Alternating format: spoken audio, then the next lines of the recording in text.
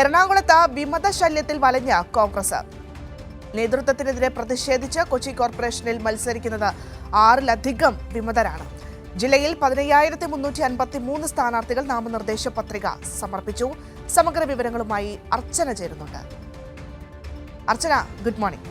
അർച്ചന, അവിടെ കൊച്ചിയിൽ വലിയ രീതിയിൽ മഴയൊന്നും ഇല്ലാന്ന് തോന്നുന്നുണ്ട്. തിരുവനന്തപുരത്ത് ഭയങ്കര മഴയാണ്. എങ്ങനെയാണ് അവിടുത്തെ കാലാവസ്ഥ? ആദ്യം തന്നെ പറയൂ.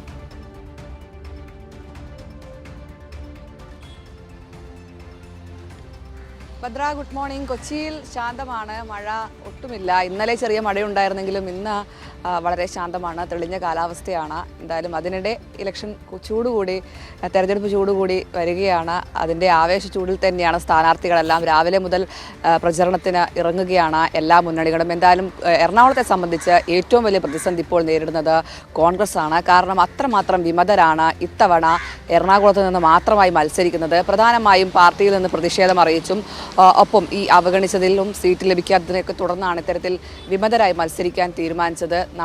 ഇന്ന് സൂക്ഷ്മ പരിശോധനയാണ്. എന്തായാലും ആരൊക്കെ ഇത് പിൻവലിക്കും, പത്രിക പിൻവലിക്കുമെന്നാണ് പ്രധാനമായും അറിയേണ്ടത്.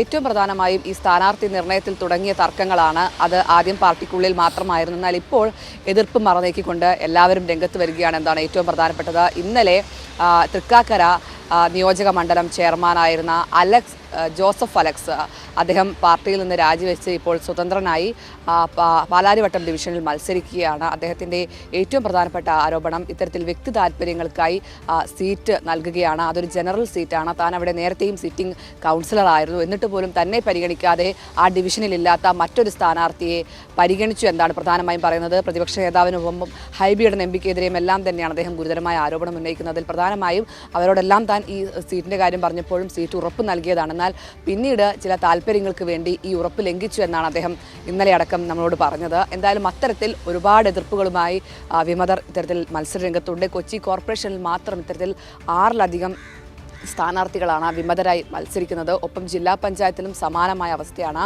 ചോറ്റാനിക്കര, മുളന്തുരുത്തി, ഇത്തരം ഉദയംപേരൂർ തുടങ്ങിയ സ്ഥലങ്ങളിലെല്ലാം തന്നെ വിമതർ മത്സര രംഗത്തുണ്ട്. ഇവിടെയെല്ലാം തന്നെ വലിയ രീതിയിലുള്ള പ്രതിസന്ധി തന്നെയാണ് കോൺഗ്രസ് നേരിടുന്നത്. കാരണം ഈ നാമനിർദ്ദേശ പത്രിക സമർപ്പിച്ചിട്ട് പോലും ആ പ്രതിസന്ധി ഇതുവരെ അഴിഞ്ഞിട്ടില്ല. ഇപ്പോഴും ആ തർക്കം തുടരുകയാണ്. നമുക്കറിയാം, കീഴ്മാട് പഞ്ചായത്തുമായി ബന്ധപ്പെട്ട് ഈ മുഹമ്മദ് ഷിയാസിനെതിരെ വലിയ രീതിയിലുള്ള പടയൊരുക്കം പാർട്ടിക്കകത്ത് നിന്നും ഉണ്ടായിരുന്നു. KPCCക്ക് പരാതി നൽകുന്ന ഒരു സാഹചര്യത്തിലേക്ക് വരെ അത് എത്തുകയും ചെയ്തു. അതിന് പിന്നാലെയാണ് ഇപ്പോൾ മറ്റ് പഞ്ചായത്തുകളിലും കോർപ്പറേഷനുകളും എല്ലാം തന്നെ സമാനമായ പ്രതിസന്ധി ഇത്തരത്തിൽ ഉടലെടുക്കുന്നത്. ഇതേസമയം തന്നെ BJPയിലും ഇത്തരത്തിൽ വിമതർ ഉണ്ട്. മട്ടാഞ്ചേരിയിലടക്കം വലിയ രീതിയിൽ മുൻ മഹിളാ മണ്ഡലം പ്രസിഡന്റ് അടക്കം പാർട്ടിയിൽ നിന്ന് രാജിവെച്ച് മത്സരരംഗത്തേക്ക് കടക്കും എന്നാണ് മത്സരരംഗത്തുണ്ട്. അത്തരത്തിൽ പലയിടങ്ങളിലായി ഇങ്ങനെ സ്വതന്ത്രരായി മത്സരിക്കുന്ന തരത്തിലാണ് ഇരു പാർട്ടികളിലെയും തർക്കങ്ങൾ തുടരുന്നത്. അതേസമയം തന്നെ LDF സ്ഥാനാർത്ഥി നിർണയം കൃത്യമായി പൂർത്തിയാക്കി, കൺവെൻഷനുകൾ കൃത്യമായി നടത്തി അതിഗംഭീരമായി ഇപ്പോൾ പ്രചരണ രംഗത്തേക്കും അവർ കടന്നിരിക്കുകയാണ്.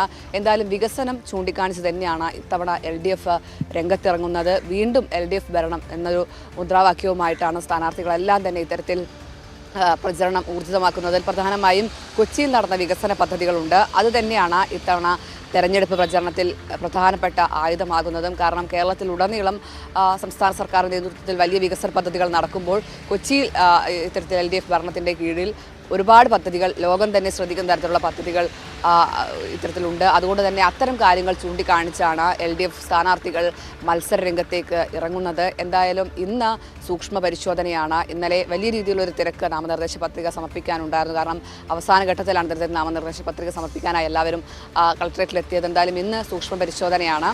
എന്തായാലും UDFലെ പ്രതിസന്ധി ഇപ്പോഴും തുടരുന്നു. ആ തർക്കം എതിർപ്പ് മറന്നേക്ക് വലിയ രീതിയിലേക്ക് ഇപ്പോൾ എത്തുന്നു എന്നാണ് ഏറ്റവും പ്രധാനപ്പെട്ടത്. പ്രതിപക്ഷ നേതാവിൻ്റെ ജില്ല കൂടിയാണ്. എന്നിട്ട് പോലും ഈ തർക്കങ്ങൾക്കൊന്നും പരിഹരിക്കാൻ ഈ സ്ഥാനാർത്ഥി നിർണയത്തിന് പിന്നാലെ കഴിഞ്ഞിട്ടില്ല. ആ തർക്കം ഇപ്പോൾ വിമതരുടെ ശല്യത്തിലേക്ക് നയിക്കുന്നു എന്നാണ് ഏറ്റവും പ്രധാനപ്പെട്ട കാര്യം. എന്തായാലും തെരഞ്ഞെടുപ്പ് ചൂട് എറണാകുളത്ത് ഉണ്ട്. അത് ഇന്നടക്കം വലിയ രീതിയിലുള്ള പ്രചരണം സ്ഥാനാർത്ഥികളുടെ ഭാഗത്തു നിന്നുമുണ്ട്. കഴിഞ്ഞ ദിവസങ്ങളെല്ലാം തന്നെ രാവിലെ മുതൽ സ്ഥാനാർത്ഥികൾ ഈ പ്രചരണ രംഗത്തേക്ക് കടന്നിട്ടുണ്ട്. ഇന്നും സമാനമായ രീതിയിൽ നഗരങ്ങൾ കേന്ദ്രീകരിച്ചും ഗ്രാമപ്രദേശങ്ങൾ കേന്ദ്രീകരിച്ചും എല്ലാം തന്നെ സ്ഥാനാർത്ഥികൾ വോട്ട് പിടിക്കാനുള്ള നെട്ടോട്ടത്തിലാണ്.